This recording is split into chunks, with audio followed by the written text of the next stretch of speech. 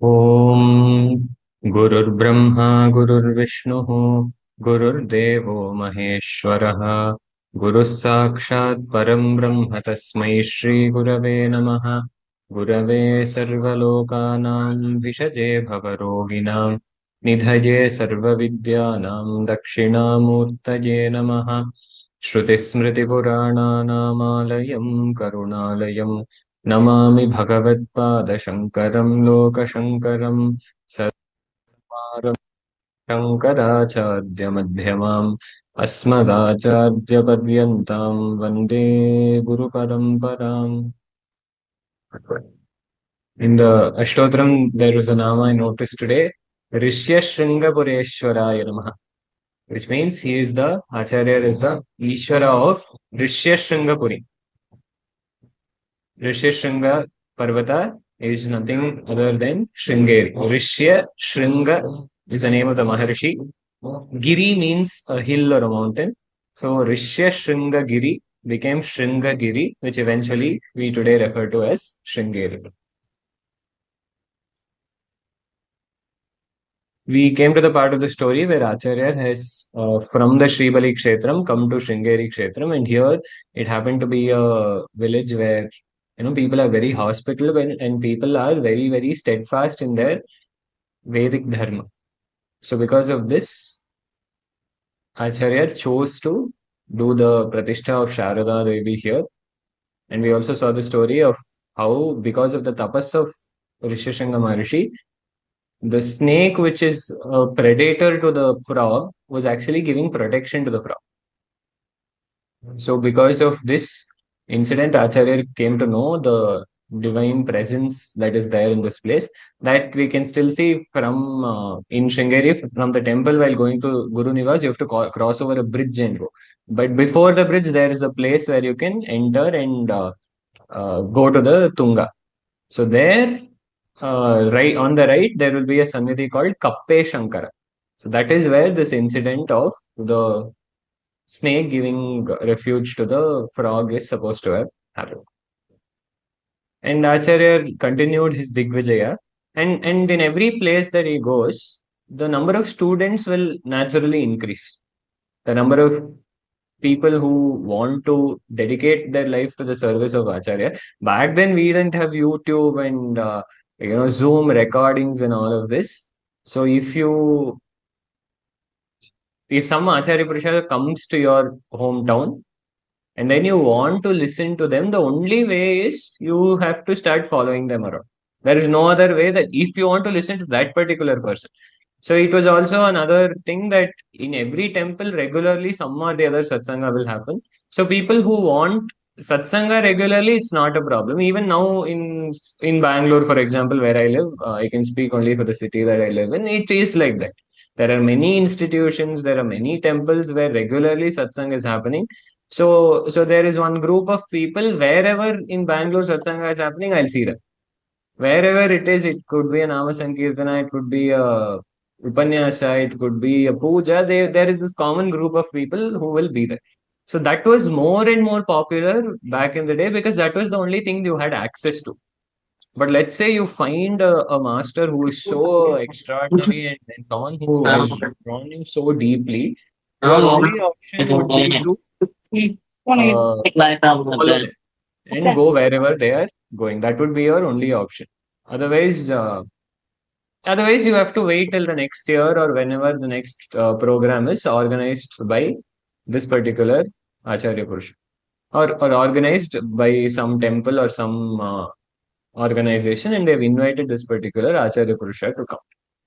In fact, I was recently asking someone how 30 years back, how did people organize all of these satsangs? Now, if we want to organize a satsang with 100 people, 150 people, you put out a status on social media, you put out a post, you send a registration link, you have their phone number, you have all the details. But here, how would they do it? It was more or less through pamphlets and telephone calls and all of this. And this, I'm just speaking about the last 50, 60 years. If we are talking about a time before this, then it's even more complicated. Right? So, what would happen is a lot of people would be blessed by Acharya, and a lot of people, after Acharya has passed through village and they've seen that jnanam, they've seen that the greatness of that presence, they would just decide to leave their village and start walking with Acharya. They will on the spot take up sannyasa and they will start walking, traveling Bharatavarsha with Acharya. So, like this, there was one very young boy who was so deeply drawn to the teachings and the presence of Acharya that he decided to start traveling with Acharya.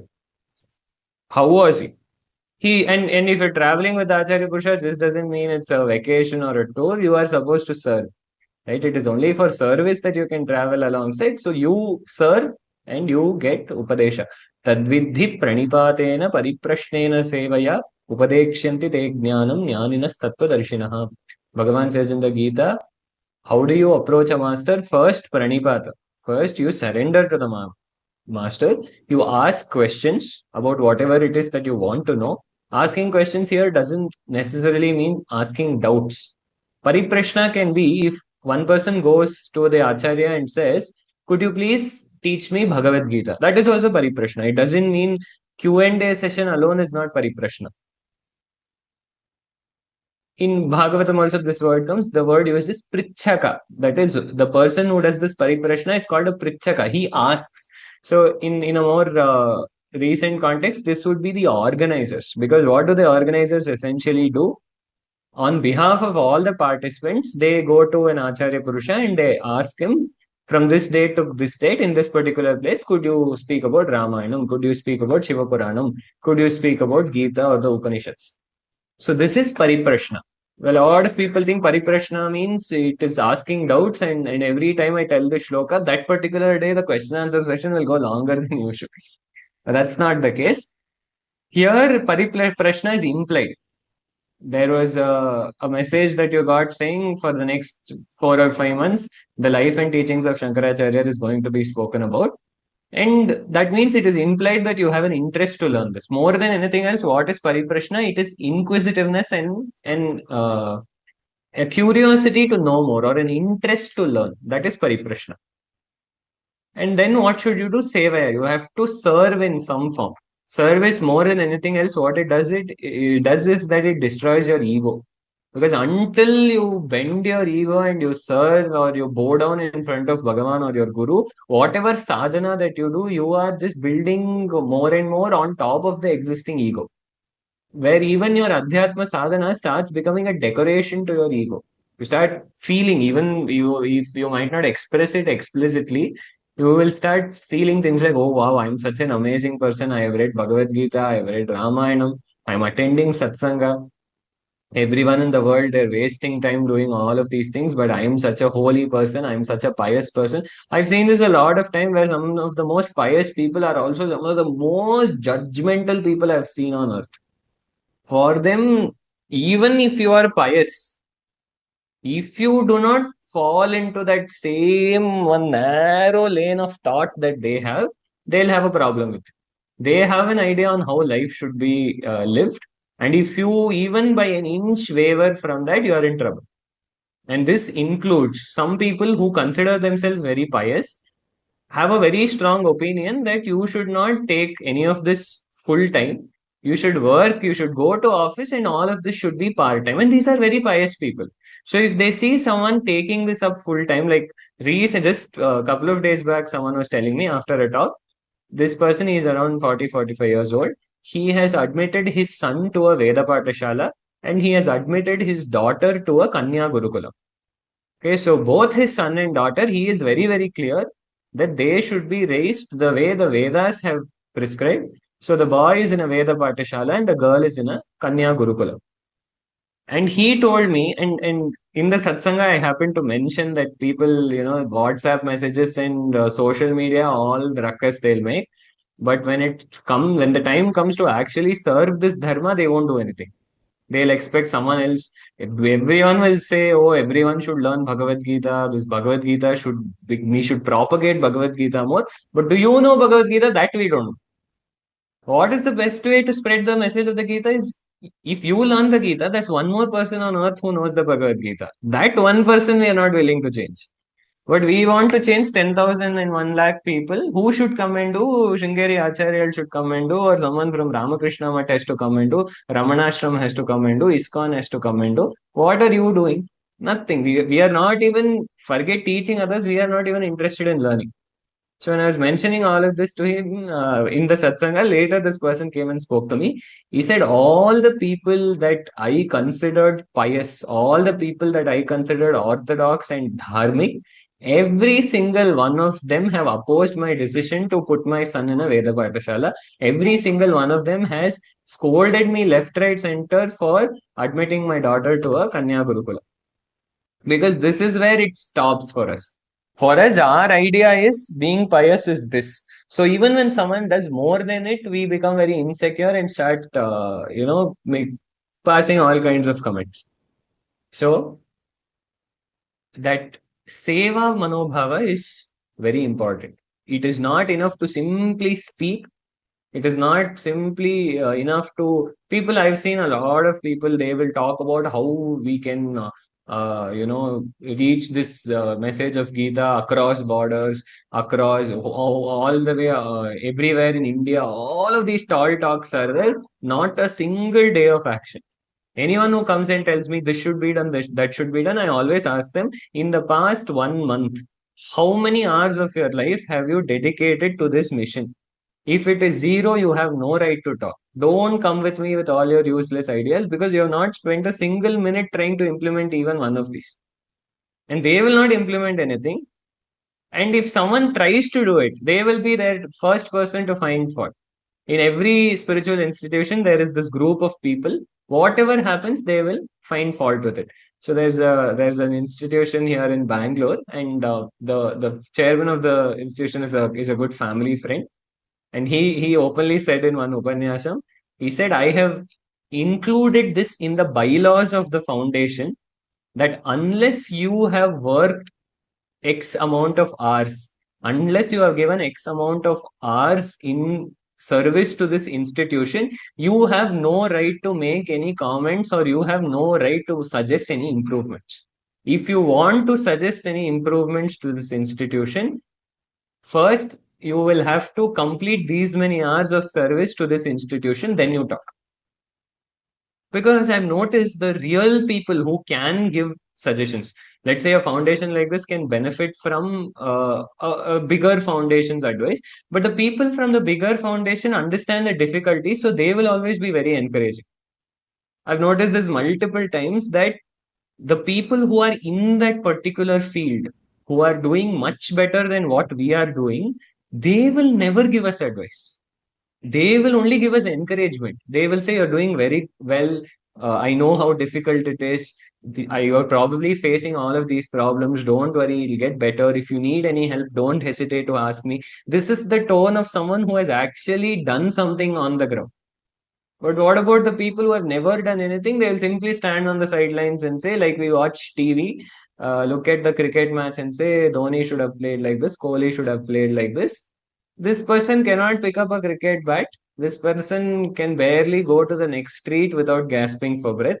But they're here to give advice on how international cricket players should be playing the game. They're here to give advice about how Peethadhipatis should run their spiritual institutions. They are here to give advice about how teachers should teach. All of that they'll give. But all of that will not benefit you even to the slightest extent unless you get your hands into the field. Unless you are willing to jump and do the work, nothing is going to work. That seva is very important. Any change that you want to bring in the world, I always tell people, you will think of a macro change where you will change the lives of billion people. Instead, do one thing. If you cannot reach a billion people, can you effectively change the life of 3 people in this direction? Forget changing the lives of billion people. Because I always take the example of my guru's guru. Her name is Vidushi Anantalakshmi Nataraja, and everyone, we always addressed her as Mata.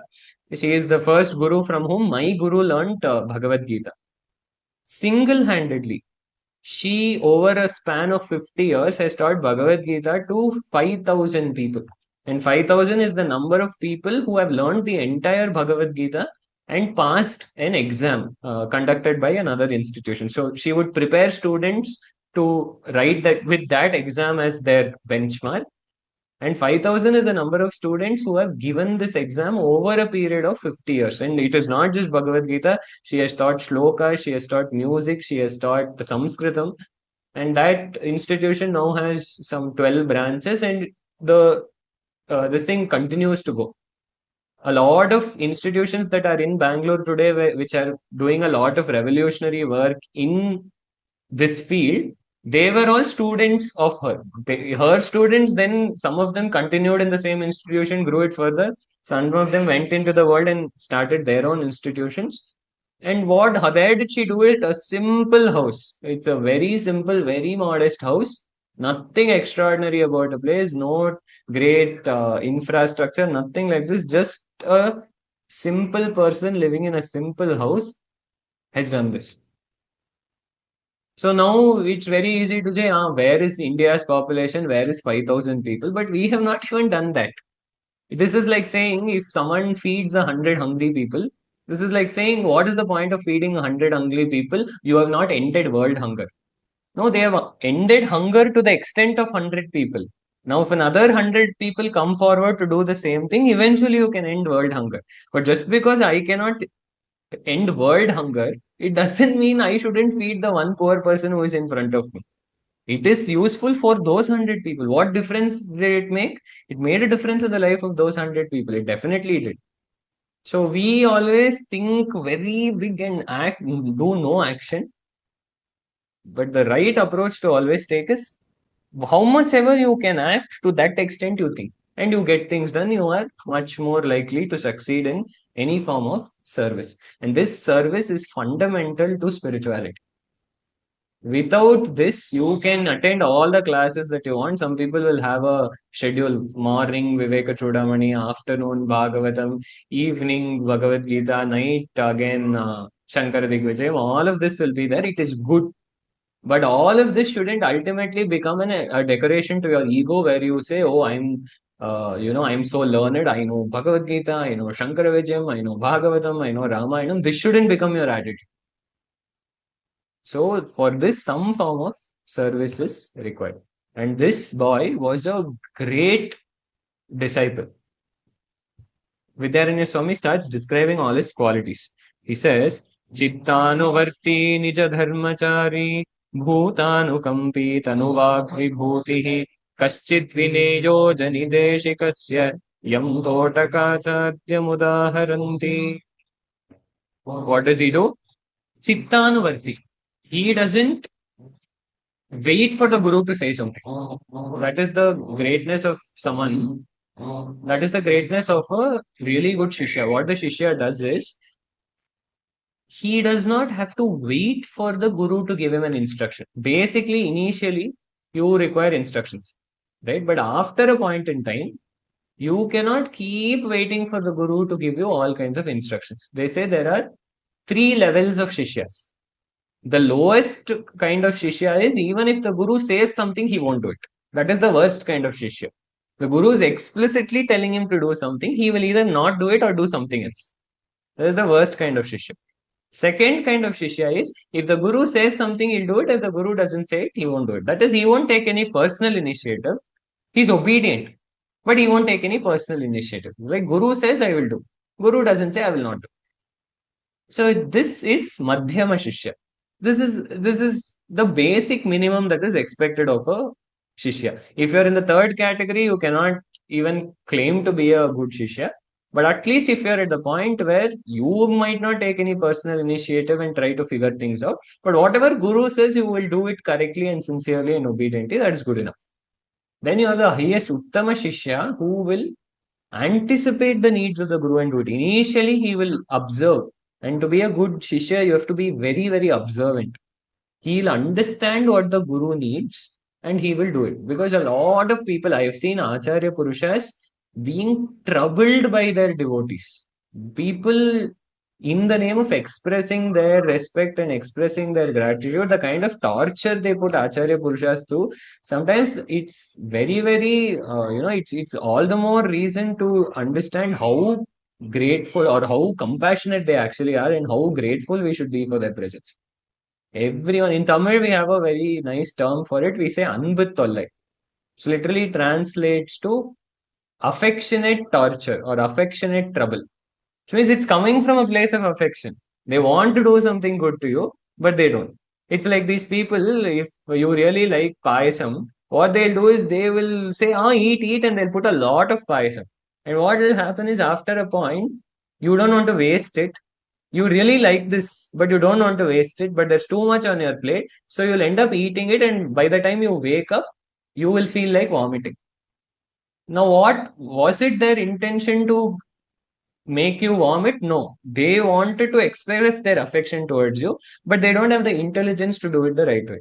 They're not intelligent enough to realize that you know how much you can eat. It is not their stomach that is getting full, it is your stomach. So you know exactly how much you can eat. So they don't listen to you. They think they know better. And they end up bringing you to a point by the end of the meal, you feel like puking. I remember once there was some particular festival, and I was in the ashram. I was living in an not living. I was just staying temporarily in an ashram at that point, and some 10 different people have brought the naivedyam they have made at home. And when the acharya is sitting to eat, all 10 of them are trying to serve whatever they have brought from their house. And he's just sitting there like he's a sannyasi. How will he, even for a grihastha, for a maha grihastha, I don't think eating that much will do good to their body. And here you have a sannyasi who's just sitting there with his hands on his head because he cannot figure out how he is possibly going to eat all of that. And then from then onwards, he started saying, okay, once you have given it in the ashram and gone, you cannot stay around. We'll figure something about it, and then that because that gets repurposed as the prasadam. But what is the intention there? All of them have very good intentions. That is, they have with so much affection brought it for their guru, right? The Naivedyam in their house, they want their guru to eat it and then they want to take it, or they want to offer a significant portion of that to their guru, which is good. But if 25 people do this, what will happen to the guru? That also we have to think about. So there, the selfless thing to do is to actually not add to the guru's problem and bring more food. There are some people, there are some 100 people who have come. Everyone has come to see a sannyasi. Everyone has brought fruits in their hand. This one person will come out of nowhere and say, this is a very rare fruit. So please ensure that Swamiji eats this, and they will keep it there and go. And next day they will come and clarify whether or not Swami actually ate those fruits. 100 people have come and kept fruits and gone. How will we know what is which fruit, who is taking? 99% of the fruits, it's so one Swami very jokingly says, it looks like very soon I'll have to become a fruit and vegetable vendor because definitely cannot eat all of these fruits that you all are bringing me. I will just have to, set up a shop and sit there instead of doing satsang. So that's why what happens generally in a mata or an ashrama, whoever comes to visit the Swami, the fruits will go to them. So to the extent that you offer something to the Swami, it is understandable. It is an expression of your gratitude. But you can't come and insist and say, my fruits only Swamiji has to eat. 100 other bhaktas, they have also given. Right? So this kind of, the Swami says, love without intelligence is worse than hatred. And the name given in the Shastras for these kind of people is Bandhu Shatru, which literally means an enemy who is your relative. They are very fond of you. They want to help you. They are trying to express their affection towards you, but they're hurting you.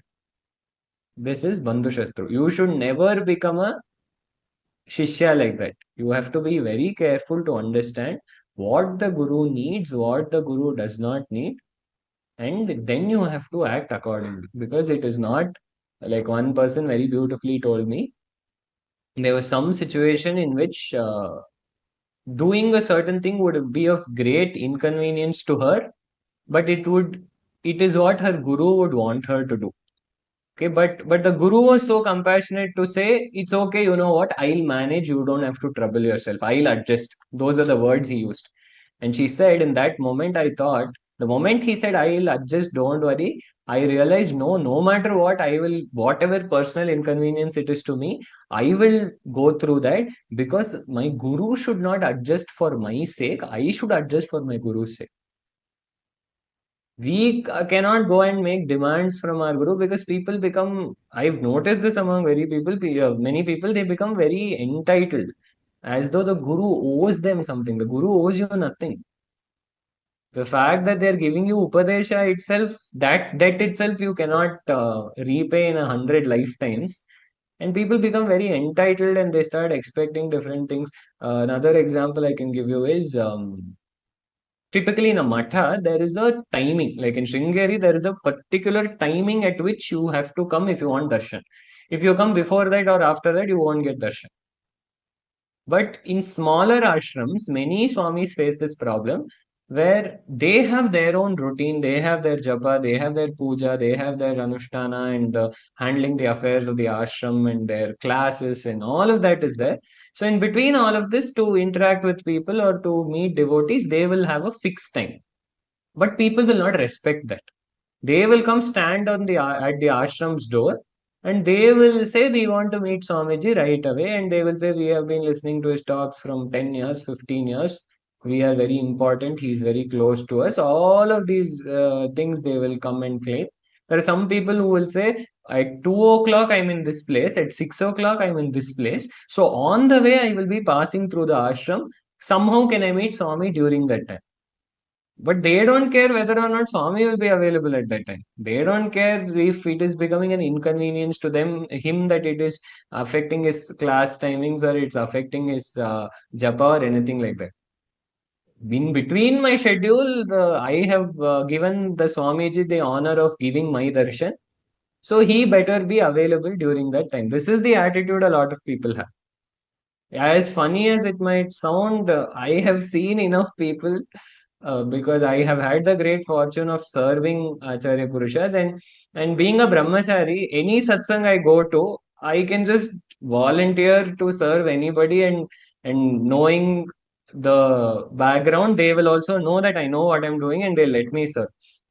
So I have had to handle a lot of people like this. I've heard a lot of stories from brahmacharis who handle people like this.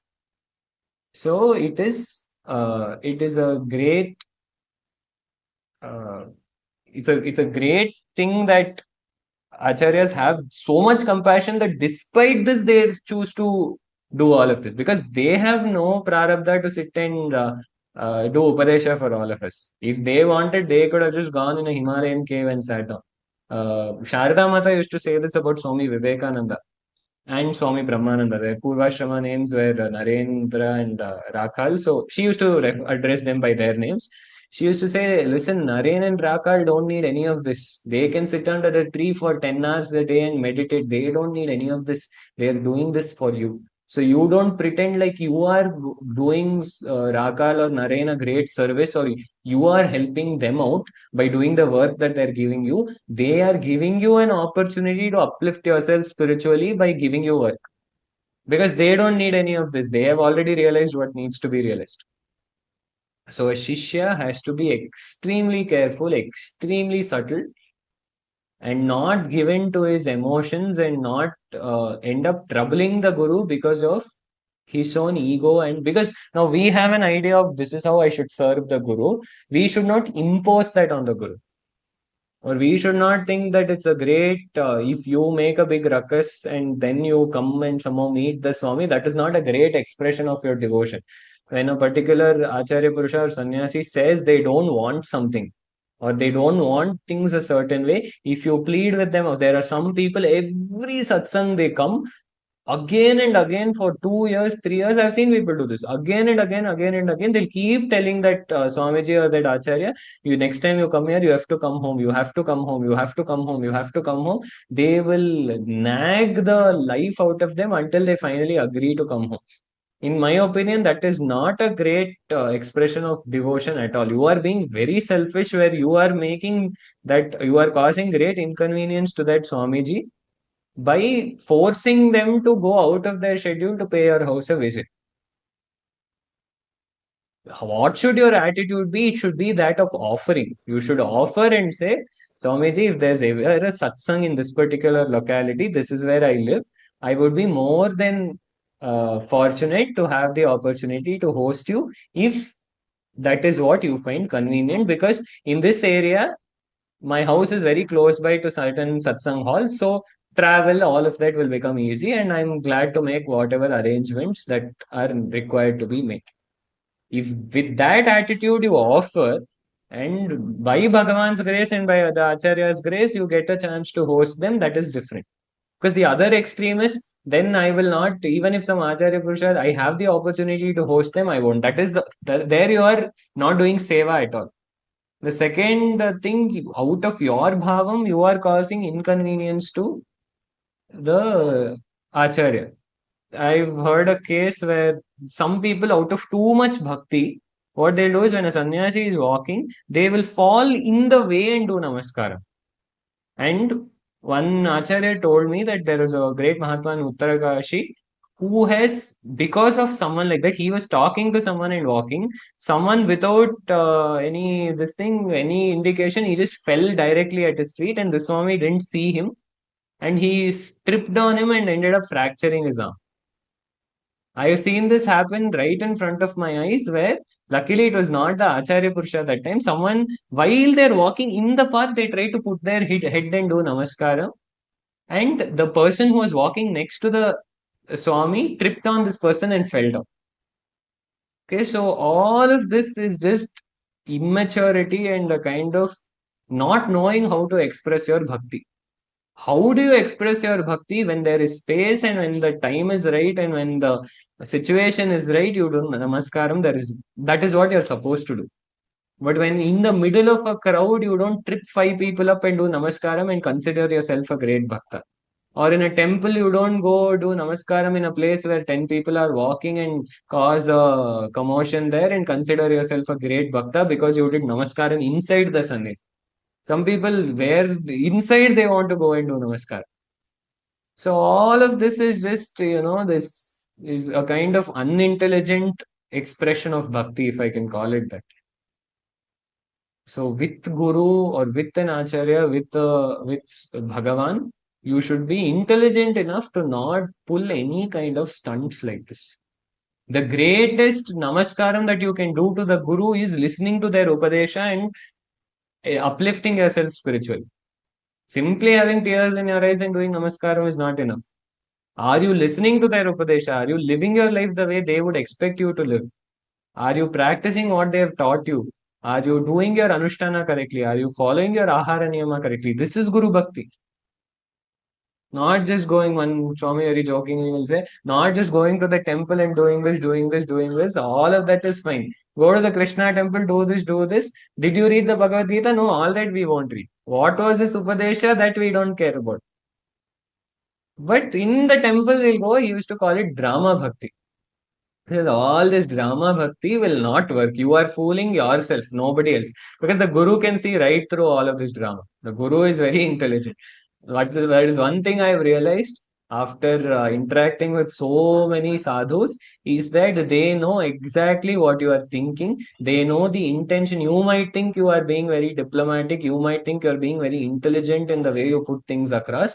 But they have seen hundreds of people like you. They know exactly what your intentions are. No point in you think like in the world how you uh, interact with people in a certain way to get certain things done. You think all of that works in spirituality, or in for a great shock, because they will see right through you and they will not entertain any of this. They don't need your certificate, or they are not obligated to you in any way.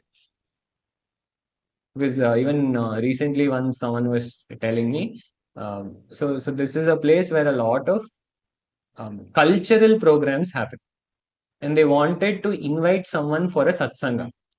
And I was telling, I was the person who knew the Acharya they were trying to call.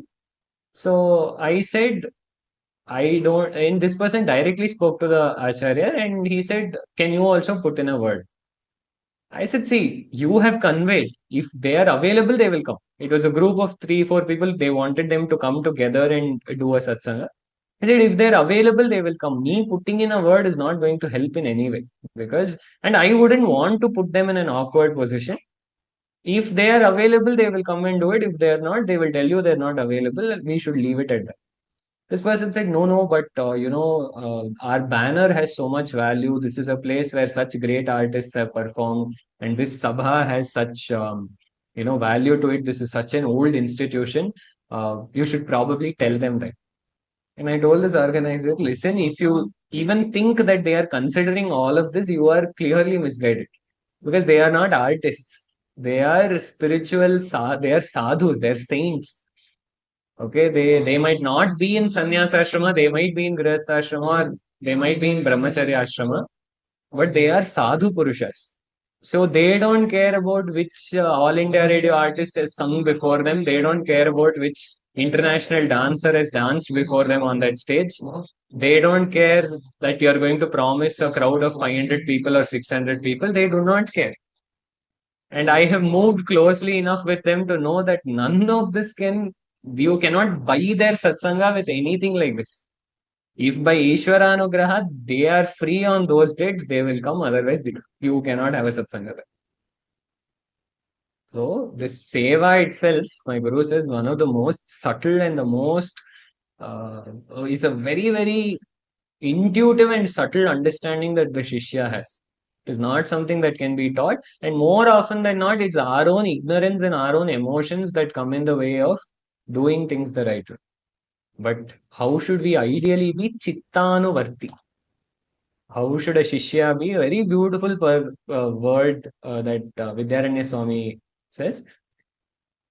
Anuvarti means someone who follows. Someone who follows what? The chitta.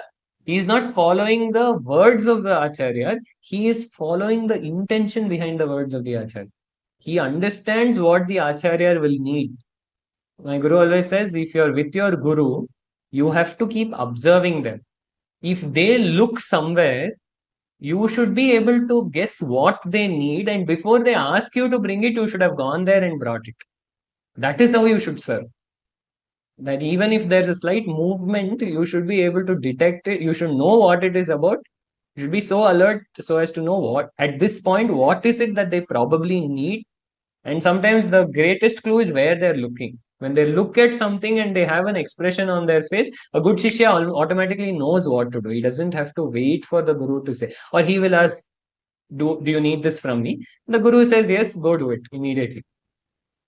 So, this I noticed where once in a satsanga very early on, I just started going to my guru's satsanga, and mid satsanga he started coughing a little bit. So what one person did, he didn't say anything. He just quickly got up, went into the kitchen, filled a glass of water, came and kept it on the table, and he sat back. He didn't go and ask the guru, can I bring water for you? Are you, is it fine? Do you want to take a break? Nothing. He didn't do anything. He just quickly got up, silently got up, ran to the kitchen, brought a glass of water, kept it there, and sat back in his place. So this is Chittanuvarti, Nija Dharmachari. You have to be steadfast in your dharma. For a brahmachari or for any adhyatma sadhaka, one thing I'll tell you, whatever is described as the qualities that is required for a brahmachari, understand that as a spiritual sadhaka, you must possess these qualities. Because brahmacharyam simply doesn't mean celibacy or the stage in life before you're married. The essence of brahmacharya, Brahman being the ultimate goal of human life, the ultimate reality, charya means it can either mean moving towards, or it can either mean movement, or it can either mean action. When you say dinacharya, it means daily actions, or what are the movements that you do every day. So brahmacharya is the path or the movement that you are making towards that paramatma, which is nothing but spiritual sadhana. So whenever in whichever grantha brahmachari lakshana is mentioned, there might be some external lakshanas mentioned, like in Bhagavatam it says, he has to wear, he shouldn't even worry about whether his clothes are clean or dirty, because that is how focused he has to be on his Guru Seva and on his studies. But that, practically in Grihastha ashrama or some other ashrama, you might have to pay a little more attention to certain things. But that aside, when it comes to the qualities, the inner qualities that a brahmachari has to have, you cannot just say, no, I'm a grihastha, no, I'm a vanaprastha, I don't need all of this. Every spiritual sadhaka must have all of this. What is the next quality? Nija dharmachari. You have to be steadfast in your dharma. Bhutanukampi. He is full of compassion towards all living beings and everything. In fact, in Kapilopadesham, Bhagavan says, if in the name of celebrating me or doing puja to me, if you are hurting nature, then that puja will become useless. In the name of celebrating Ganesh Chaturthi, if you are going and polluting lakes and rivers, that is not how Ganesh Chaturthi is supposed to be celebrated. Ideally, you make a Ganesha out of pure clay. So you put it in a river, nothing happens to the river or the lake. The clay just settles down on the bed. But no, we have to add all kinds of chemicals. We have to make 25 feet Ganesha. In fact, I once, during Ganesh Chaturthi, I was in a Veda Patashala. I had gone to meet someone there.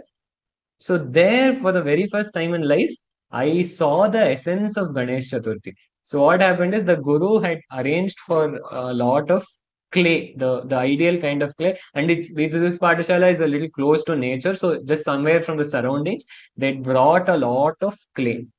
And the day before Ganesh Chaturthi, all the children in the Patashala spent the entire evening making their own personal Ganesha. Each one of them, each child in the Patashala spent the time making his own Ganesha. And then the next day, each of them did puja to their own Ganeshas. Then everyone kept the Ganeshas together in the Sannidhi. Then together, the Guru did puja to all the Ganeshas at once. And then all of them personally, again, 2 days later, after all the puja was over, they carried the Ganesha and did Visarjan. All small, small Ganeshas made purely out of clay, no chemicals involved, no natural dyes, nothing involved. Whatever markings they wanted to make, it is either they drew it with a stick, with a small stick, or for eyes and things like that, they kept smaller pieces of clay. The kids went creative with their own, artistic improvements that they wanted to make. But clay was the only raw material used, nothing else. And they enjoyed the process so much. And in between, they threw clay at each other. They got their dhotis dirty. All that chesta they do, it's which by itself is referred to as brahmachari chesta. All these kids that age, you cannot expect. In fact, if they didn't do that, you would have to be worried. But if kids that age are they're behaving like that, then it's perfectly. They're growing up to be normal people.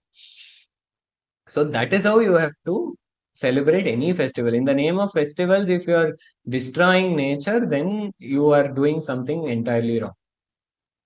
Tanuvag vibhutihi kaschid vineyo ajanideshikasya yam Totakacharya mudaharanti. And this was not all. He would do everything that is required for the Guru.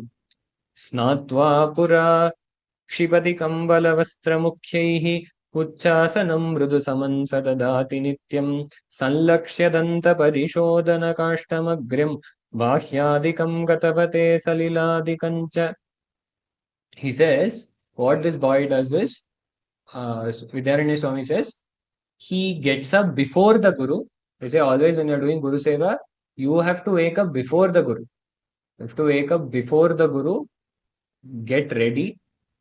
Whatever Acharya will need from the time he wakes up, that should already be ready. Then when the moment he has gone for bath, you should already understand that after coming from bath, he will need certain things for his anushtana. You should keep all of that ready. He will need, let's say, bhasma, drudraksha, japamala, panchabatra, kamandalu, a seat to sit on, a clean place to do his anushtana. All of this while you're in one ashram, it's very easy to do. But when you're constantly traveling Digvijaya, and back in the day, Digvijaya means whichever village, whichever forest, at night, wherever you reach, you just stay there. So if it's a forest area, maybe there's no proper place to sit. You have to find a good rock.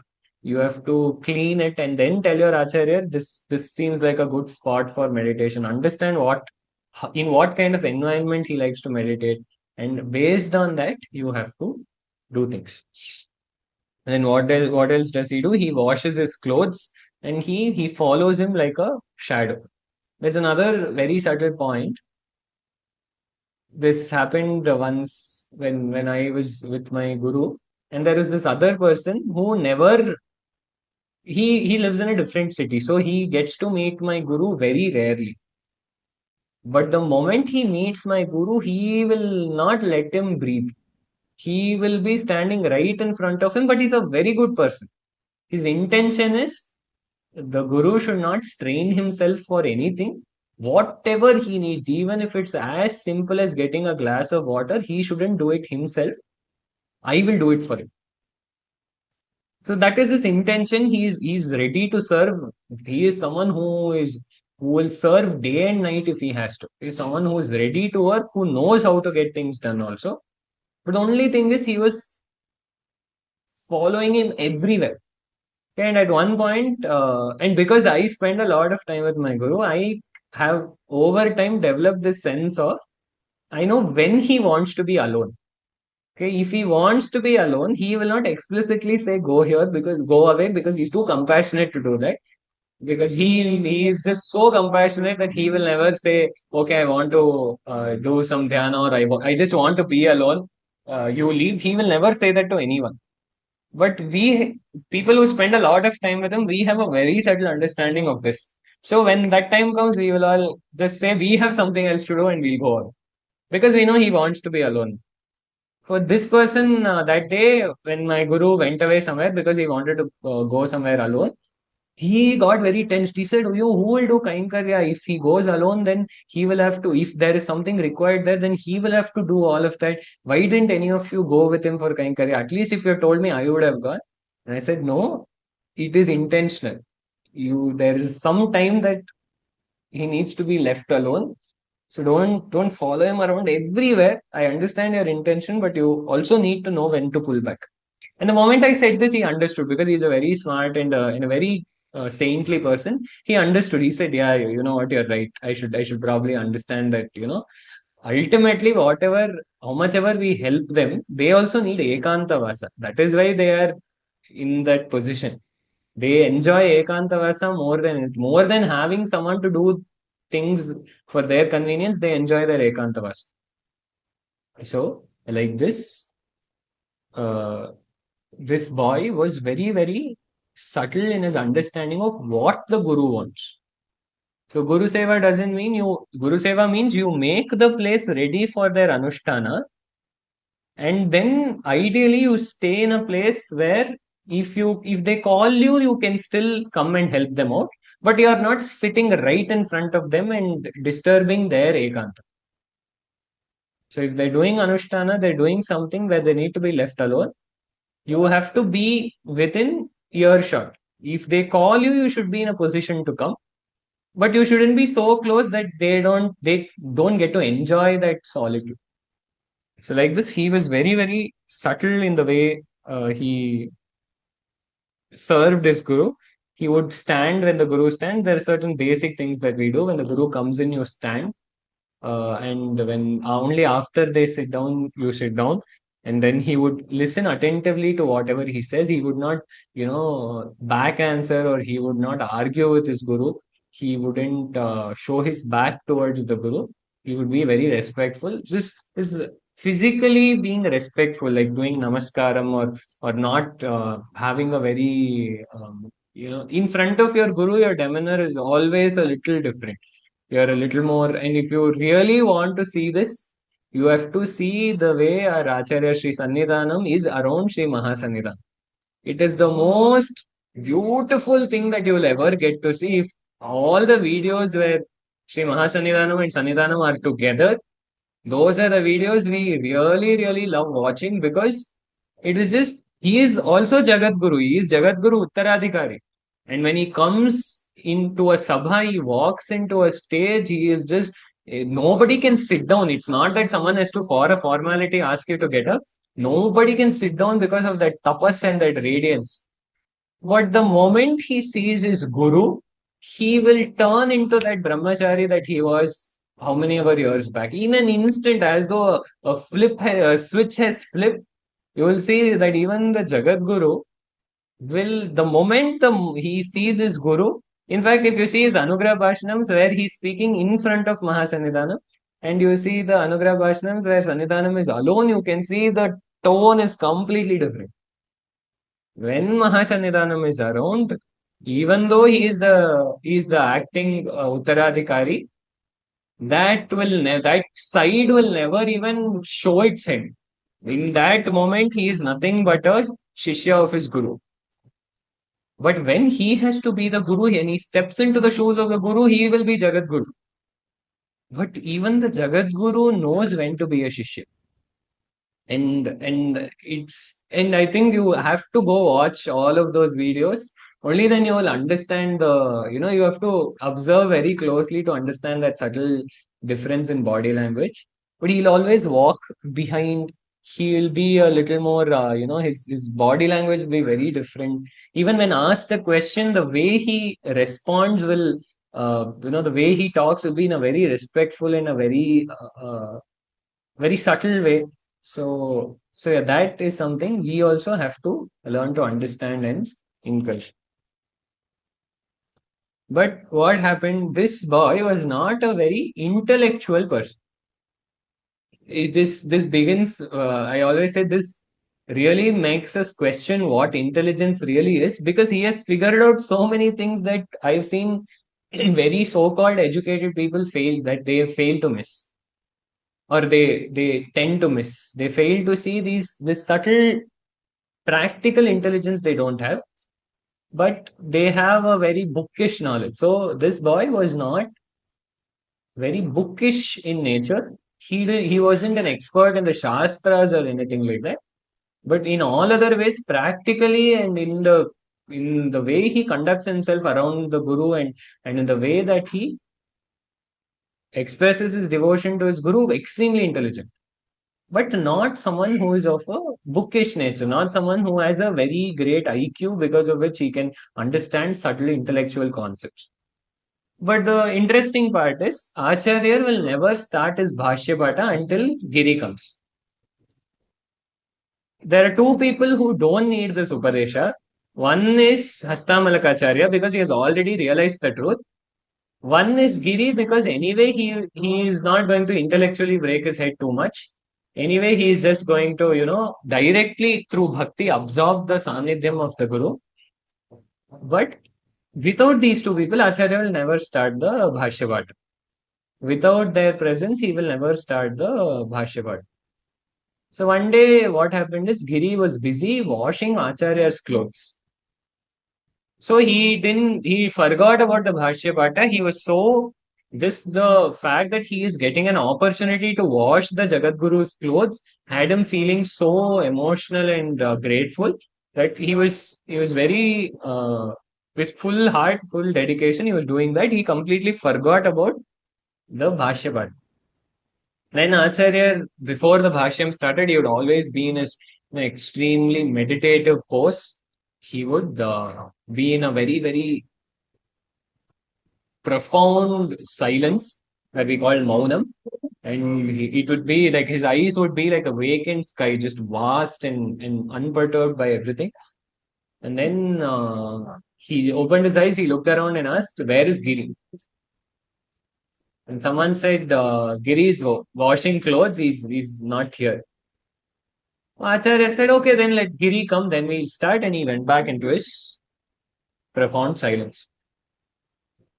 Then some more time passed, and people started getting restless. And someone said, "Acharya, why don't we start the lesson?" And Acharya very calmly replied and said, "Where is Giri?" He was very clear from the beginning. Let Giri come, then we'll start. So Giri has not yet come. He asked, "Okay, where is Giri?" And this person, in that moment, I don't know what got into him. He said, "Anyway, it's not like that dull witted boy is going to understand anything that you're going to say. His name is also Giri. He is also like one mountain. He's like a rock. Teaching Giri and teaching a rock is essentially the same thing. It is of no purpose. So we might as well start the lesson.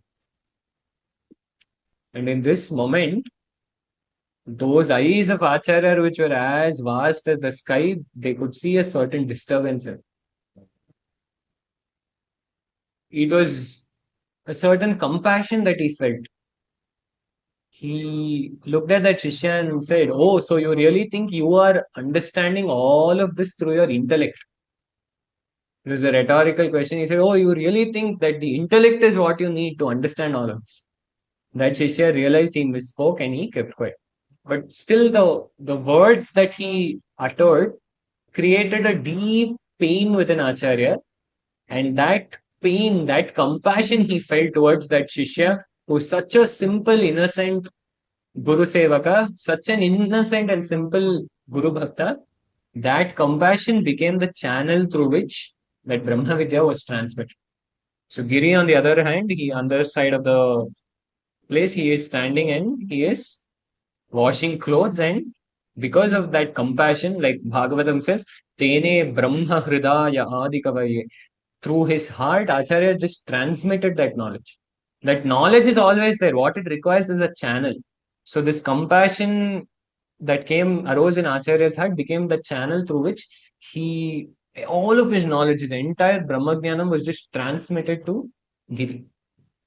And this boy who everyone thought to be a simpleton, a simple village boy who doesn't know anything, he came and he came to the Sannidhi of Acharya. He's shining with that Brahma Tejas. And in the very difficult meter called Totaka, he sang 8 shlokas in the praise of Acharya. And it's a very difficult meter, it's not very easy to compose in this meter. So that boy who they thought to be a simpleton, that boy who they thought to be someone who knows nothing, even that boy, because of the compassion and the grace of Acharya, he became a poet and he became a Brahmagyan. And that Ashtakam is what we know today as Totakashtakam, and Giri came to be known as Totakacharya. Today we'll recite the Totakacharya and the Totakashtakam and conclude. विदिताखिल शास्त्र सुधा जलधे महितोपनिषत् कथितार्थनिधे हृदये कलये विमलं चरणं भवशङ्कर देशिकमे शरणं करुणावरुणालय पालय मां भवसागर दुःखविदूनहृदं रचयाखिलदर्शन तत्त्वविदं भवशङ्कर देशिकमे शरणं भवता जनिता सुहिता भविता निजबोध विचारण चारुमते कलयेश्वर जीव विवेक विदं भव शङ्कर देशिक मे शरणं भव एव भवानिति मे नितरां समजायत चेतसि कौतुकिता मम वारय मोहमहाजलधिं भव शङ्कर देशिक मे शरणं सुकृतेऽधिकृते बहुधा भवतो भविता समदर्शनलालसता अतिदीनमिमं परिपालय मां भव शङ्कर देशिक मे शरणं जगतीमवितुं कलिताकृतयोर्विचरन्ति महामहसश्चलतः अहिमांशुरिवात्र विभासि गुरो भव शङ्कर देशिक मे शरणं गुरुपुङ्गवपुङ्गवकेतनते समतां मयतां नहि कोऽपि सुधीः शरणागतवत्सल तत्त्वनिधे भव शङ्कर देशिक मे शरणं विदिता न मया विशदैककला न च किञ्चन काञ्चनमस्ति गुरो धृतमेव विधेहि कृपां सहजां भव शङ्कर देशिक मे शरणं भव शङ्कर देशिक मे शरणं भव शङ्कर देशिक मे शरणम् हृदयकुहरमध्ये केवलं ब्रह्ममात्रं हि अहमहमिति साक्षादात्मरूपेण भाति हृदि विषमनसा स्वं चिन्वता मज्जता वा पवनचलनरोधात् आत्मनिष्ठो भवत्वम्